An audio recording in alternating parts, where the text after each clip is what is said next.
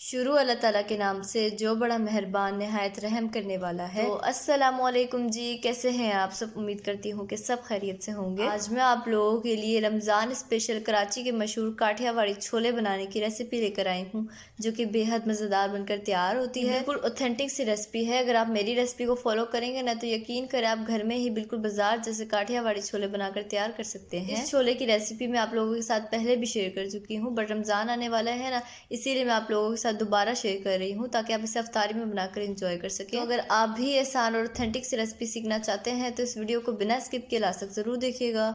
तो चलिए बगैर टाइम ज़ाया किए वीडियो को स्टार्ट करते हैं। तो यहाँ चूल्हे के ऊपर मैंने एक पैन रख लिया है।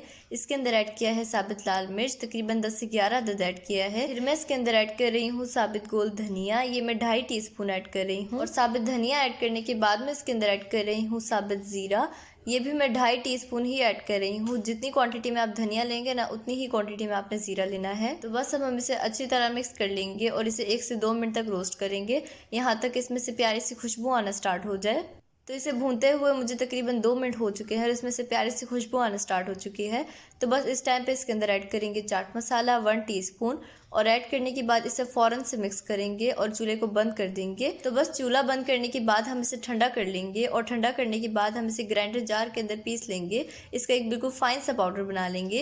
ये एक स्पेशल मसाला है जो कि बहुत ही ज़्यादा मज़ेदार बनकर तैयार होता है। अब उसी पैन के अंदर मैं ऐड कर रही हूँ कुकिंग ऑयल, तकरीबन 2 टेबल स्पून ऐड कर रही हूँ। और जैसे ही ऑयल हल्का सा गर्म हो जाए तो इसके अंदर 1/2 टीस्पून कुटी हुई लाल मिर्च ऐड कर देंगे और नमक हस्बे जायका ऐड करेंगे। साथ ही इसके अंदर 1/2 टीस्पून से थोड़ा सा कम हल्दी पाउडर ऐड करेंगे और बस हम इसे हल्का सा मिक्स कर देंगे और सिर्फ 1 मिनट तक हम इसे लो फ्लेम पे ऑयल के अंदर भूनेंगे। और 1 मिनट तक भूनने के बाद इसके अंदर थोड़ा सा पानी ऐड कर देंगे, तकरीबन 2 टेबल स्पून पानी ऐड करेंगे और इसे मिक्स कर लेंगे।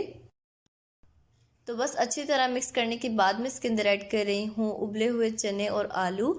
तो दोनों को मैंने पहले ही गला लिया था। चने तकरीबन मैंने 1.5 कप लिए थे, इसे मैंने पहले 3 घंटे भिगोया था, इसके बाद मैंने इसे गलाया था। और आलू मैंने 2 अदद लिए थे, इसे गलाकर मैंने देखिए इस तरह से काट लिया है छोटा छोटा। अब हम इसे अच्छी तरह मिक्स कर लेंगे। वीडियो लंबी हो जाती है ना, इसीलिए मैंने आप लोगों को गलाकर नहीं दिखाया है। तो बस हम इसे अच्छी तरह मिक्स कर लेंगे मसालों के साथ। और अगर आपको मेरी वीडियो थोड़ी सी भी अच्छी लग रही है ना, तो मेरी वीडियो को लाइक कर दें और चैनल पे नए हैं तो ज़रूर सब्सक्राइब कर लें। तो बस अच्छी तरह मिक्स करने के बाद में इसके अंदर ऐड कर रही हूँ जर्दा कलर। तो ये मैंने 1/8 टीस्पून ऐड किया है, यानी मैंने इसके अंदर तकरीबन 2 चुटकी ही ऐड किया है। आप चाहें तो फूड कलर भी ऐड कर सकते हैं और आप अपनी मर्ज़ी से कम या ज़्यादा ऐड कर सकते हैं। तो बस जर्दा कलर ऐड करने के बाद मैंने इसे अच्छी तरह मिक्स कर लिया है। फिर मैं इसके अंदर ऐड कर रही हूँ पानी, 1 कप पानी ऐड कर रही हूँ और ये मैं चने वाला पानी यूज़ कर रही हूँ। जब चनों को गलाया था ना, उस वक्त जो पानी निकला था ना, वो ही यूज़ कर रही हूँ। आप चाहे तो सादा पानी भी ऐड कर सकते हैं, लेकिन अगर आप चने वाला पानी ऐड करेंगे ना, तो उससे ज़्यादा अच्छा टेस्ट आएगा। फिर मैं इसके अंदर ऐड कर रही हूँ इमली का पानी, तकरीबन 2 टेबल स्पून ऐड किया है।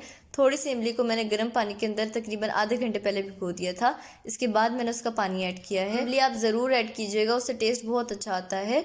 और यहाँ पर मैंने थोड़ा सा पानी ले लिया है एक प्याले के अंदर, इसके अंदर मैंने ऐड किया है 2 टीस्पून कॉर्नफ्लोर। और कॉर्नफ्लोर को हम अच्छी तरह पानी के अंदर घोलेंगे। याद रहे आपने इसे अच्छी तरह मिक्स करना है, इस पर ज़रा से भी लम्स नहीं होने चाहिए।